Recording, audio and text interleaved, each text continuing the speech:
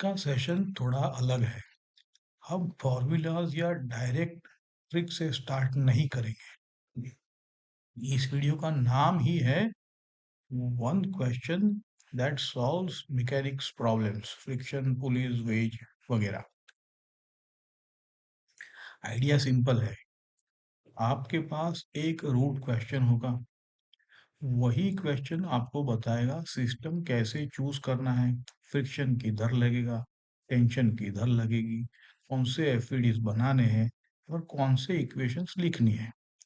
अगर आप इस एक क्वेश्चन को जेन्युइनली एडाप्ट कर लेते हो तो मिक्स्ड मैकेनिक्स प्रॉब्लम जहाँ फ्रिक्शन, पुली, वेज, रोलिंग ये सब एक साथ हो, वहां भी अप्रोच क्लियर रहेगा आपका।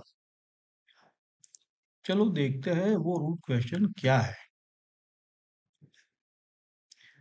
यही हमारा रूट क्वेश्चन है। What is trying to move relative to what. कौन किसके रिस्पेक्ट में स्लाइड या मूव करने की कोशिश कर रहा है।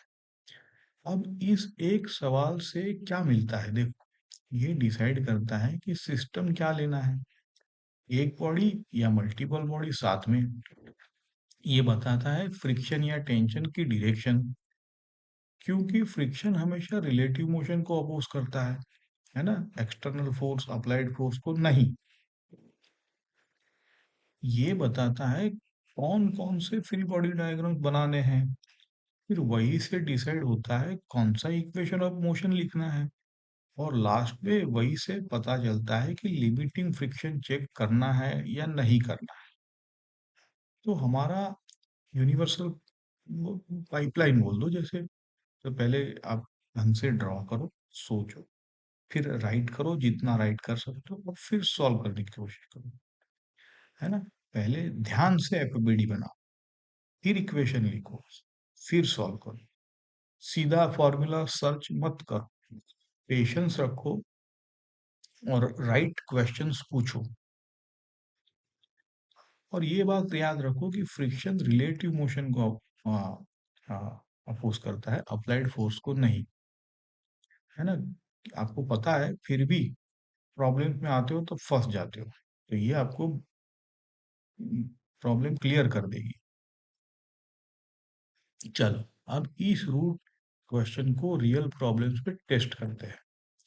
सबसे पहले अपना क्लासिक केस, जो ब्लॉक ए ऊपर ब्लॉक बी नीचे, नीचे वाले ब्लॉक को हॉरिजॉन्टल फोर्स एक्सटर्नल एफ लग रहा है, ब्लॉक्स के बीच फ्रिक्शन ऑब्वियसली है। अब क्या पूछेंगे, आप क्या सोचोगे, फॉर्मूला पूछोगे? नहीं, रूट क्वेश्चन ये बनेगा कि is block A trying to slide relative to block B, है ना। टॉप ब्लॉक नीचे वाले ब्लॉक के रिस्पेक्ट में क्या स्लाइड करेगा। सॉरी। अगर आप ये ऑनेस्टली सोच लेते हो तो आपका पूरा सॉल्यूशन स्ट्रक्चर सेट हो जाता है। देखो दो पॉसिबिलिटीज है, जैसे आपने पूछा, या अगर आंसर नो है आपका तो मतलब आपको लगता है कि ए और बी एक साथ मूव कर रहे हैं, उनके बीच रिलेटिव स्लीपिंग है ही नहीं। तो फिर आप इन दोनों को एक ही सिस्टम ट्रीट करेंगे और क्या करेंगे। अगर आपका आंसर यस है तो मतलब फोर्स इतना स्ट्रांग है, या समझ लो म्यू है ही नहीं, बहुत छोटा है, तो टॉप ब्लॉक स्लाइड करेगा। तो फिर आपको अपने अलग अलग सिस्टम ट्रीट करने पड़ेंगे, है ना। जेई और बोर्ड्स दोनों के क्वेश्चन में हमें यूजुअली ये करना होता है कि पहले अज्यूम करो कि नो स्लीपिंग, सिंपल बनाने के लिए अज्यूम कर लो, उस अजम्पशन के साथ फिर ए निकाल लो। फिर चेक करो कि रिक्वायर्ड फ्रिक्शन जो है वो लेस देन और इक्वल टू म्यू एन है या नहीं। समझे आप, ये है, ये जो 3 पॉइंट मैंने कहे ना, पहले एज्यूम कर लो नो स्लीपिंग, फिर ए निकाल लो, फिर चेक करो कि लेस देन और इक्वल टू म्यू एन है या नहीं। है, थोड़ा समझ में आ जाएगा। अभी देखो आप, अगर इन इक्वली सेटिस्फाई हो गई तो एजम्पशन करेक्ट, नो स्लीपिंग। अगर नहीं हुई मतलब एक्चुअल मोशन में स्लीपिंग होगी। ये समझ लो एक मॉडल प्रोसेस है जो आप हर टू ब्लॉक्स विथ फ्रिक्शन में चला सकते हो। पॉज करके एक बार और देख लेना, सुन लेना इसको। चलो अब इस आइडिया को इक्वेशंस में देखते हैं। हमने एज्यूम किया है कि ब्लॉक साथ में मूव कर रहे हैं, तो कंबाइंड सिस्टम के लिए हॉरिजॉन्टल डायरेक्शन में आप लिखोगे F minus F equal to m1 plus m2a। यहाँ F क्या है? ब्लॉक्स के बीच जो फ्रिक्शन डेवलप हो रहा है वो है। अगर ये फ्रिक्शन लिमिटिंग स्टेट पहुंच जाता है तो आप F क्या लिखोगे यहाँ पे? Mu times m1 plus m2 into g, है ना? देखो आप जो भी प्रॉपर n जो है ना यहाँ पे, वो एग्जाम्पल के हिसाब से आपको लिखना पड़ेगा। यहाँ पे n m1 प्लस m2 ही होगा। क्यों? जी। ओके। अब टॉप ब्लॉक को अलग से देखो। ऊपर वाले ब्लॉक को एक्सेलरेट करने के लिए सिर्फ फ्रिक्शन ही एक फोर्स बचा है कि नहीं? तो उसके लिए लिखो F needed equal to m1a। अब कंडीशन है m1a less than equal to mu m1g। इसका मतलब जो फ्रिक्शन चाहिए टॉप ब्लॉक को एक्सेलरेट करने के लिए, वो अवेलेबल मैक्सिमम फ्रिक्शन से कम या बराबर होना चाहिए। अगर ये कंडीशन ट्रू है तो नो स्लिपिंग, अगर फॉल्स है तो फ्रिक्शन लिमिट पे पहुंच गया, ब्लॉक्स स्लिप करे। फिर वहां से आप स्लिपिंग केस के लिए नया एनालिसिस करोगे। देखो रूट क्वेश्चन से ही पूरा फ्लो बन गया, देखा आपने? एक प्रैक्टिस से आपको ये ठीक लगने लगेगा। अब दूसरा स्टैंडर्ड केस लिखो। Simple pulley with to masses, एक M1 ले लो, एक M2। यहाँ भी हम वही क्वेश्चन दोहरा सकते हैं, है ना? ये आइडियल सिस्टम है तो भी, फ्रिक्शन ना हो तो भी। Which mass is trying to move relative to other. Plain language में आप ऐसा बोलो कि कौन सा साइड नेचुरली नीचे जाने की कोशिश करेगा और कौन सा ऊपर जाने के लिए मजबूर होगा। एक कॉमन सेंस ये है कि हैवियर नीचे जाना चाहेगा और लाइटर ऊपर खींचा जाएगा। तो अगर हम मानो कि M2 जो है वो M1 से ग्रेटर है, तो M2 नीचे की तरफ मूव करने की कोशिश करेगा और M1 ऊपर की तरफ। अब इस लॉजिक से आप क्या बोलो कि tension always opposes relative motion का टेंडेंसी। नीचे जाने वाले ब्लॉक के लिए टेंशन ऊपर ले लो, ऊपर जाने वाले के ब्लॉक के लिए टेंशन नीचे ले लो। आप पॉजिटिव डायरेक्शन इसी बेसिस पे चूज कर सकते हो। M2 के लिए डाउनवर्ड पॉजिटिव, M1 के लिए अपवर्ड पॉजिटिव। समझे? फिर बस न्यूटन्स लॉ आप हर मास पे अलग अलग लिखना है आपको।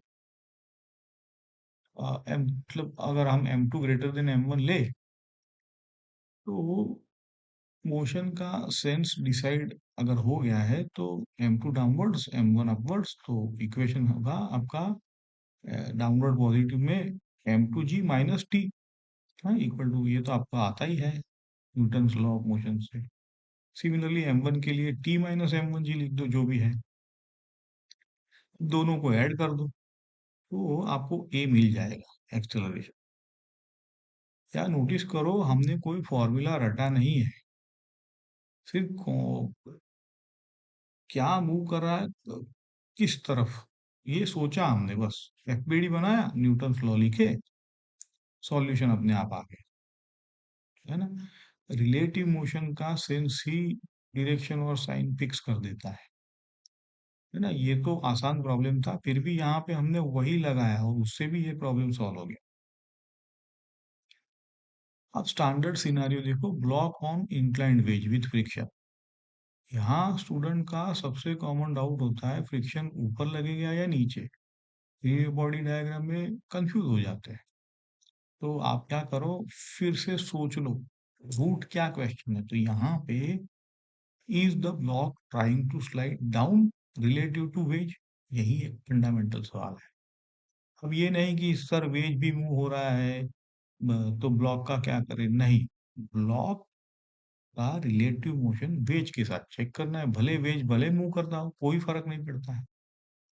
तो सोचो अगर प्लेन स्मूथ होता तो ब्लॉक नेचुरली किधर जाता? नीचे की तरफ, है कि नहीं, अलोंग द प्लेन। तो अब फ्रिक्शन को समझना आपको इजी हो जाएगा। एक केस ले लो, ब्लॉक नीचे स्लाइड करने की टेंडेंसी में है ना? टेंडेंसी में है बोलो या एक्चुअल स्लाइड कर, तो फ्रिक्शन अप द प्लेन लगेगा, क्योंकि फ्रिक्शन रिलेटिव मोशन को अपोज करता है।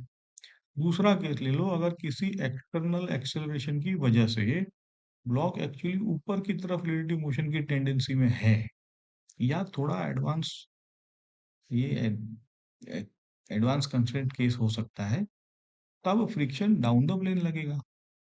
तो सिंपल रूल है, पहले रिलेटिव मोशन की टेंडेंसी इमेजिन करो, फिर उसको अपोज करने वाली डायरेक्शन में फ्रिक्शन ड्रॉ करो। इससे फ्रिक्शन की डायरेक्शन तो फिक्स हो गई, एफबीडी भी आपका क्लियर हो गया, इक्वेशन ऑटोमेटिकली सेट हो जाएंगे, और लिमिटिंग फ्रिक्शन है ना, F max equal to mu N decide करेगा कि स्लिप होगा या स्टिक रहेगा सरफेस पे। है, अब स्टैंडर्ड ब्लॉक ऑन वेज का एनालिसिस देखो, along the perpendicular to the plane करते हैं जैसे, तो कंपोनेंट क्या हो गया, m ji sine theta, along the plane normal है M g cos theta, and perpendicular maximum क्या होगा, mu m g cos theta. अब कंपेयर करो, फ्रिक्शन है ना लिमिट, अगर एम जी साइन थीटा ये mu m g cos theta से greater है, तो ग्रेविटी के अलोंग जो प्लेन है कंपोनेंट फ्रिक्शन की मैक्सिमम कैपेबिलिटी से बड़ा है, तो ब्लॉक स्लाइड करेगा। जब ब्लॉक स्लाइड कर रहा है या करने लगता है, तो इक्वेशन ऑफ मोशन आपको पता है, M G sine theta minus F equal to M है।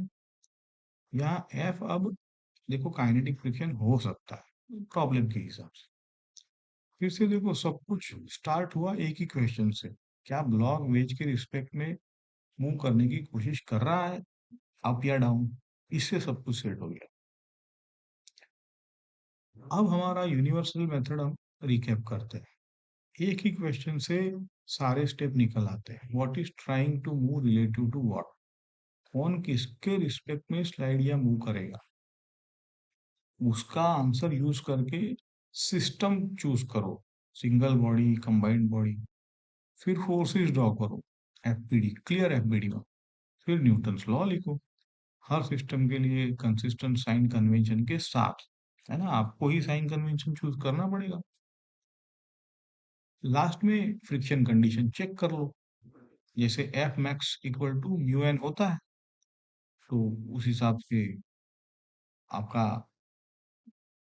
एफ जो है वो लेस देन इक्वल टू है कि नहीं, उससे आपका, यही लॉजिक आप सारे क्वेश्चन, फ्रिक्शन, पुली, वेज, उसके अलावा भी आप यूज कर सकते हो, जैसे रोलिंग मोशन में जहाँ आप फंसते हो स्टूडेंट, कंस्टेंट इन पुलीज, रिलेटिव मोशन, काइनेमेटिक्स, सारे क्वेश्चन में यही एक थॉट है। तो यही अप्रोच आप सेम रखना, बाकी तो डायग्राम्स तो चेंज होते रहेंगे। देखो एंड में बस आपका जो हो सके तो हैबिट चेंज चाहूंगा कि मैं आप कर लो, कि मैकेनिक्स प्रॉब्लम देखो तो पहला रिएक्शन ये ना हो कि कौन सा फॉर्मूला लगाना है, फटाफट फॉर्मूला लगा देते हो आप, इससे हमेशा कंफ्यूजन रहता है, क्योंकि हर क्वेश्चन का अलग गेम होता है, मतलब जो सरफेस डिफरेंट रहते हैं, बट रूट पे देखो तो रूट से सब कुछ निकल आता है। हाँ, पहले सोचो कि what is trying to move relative to what.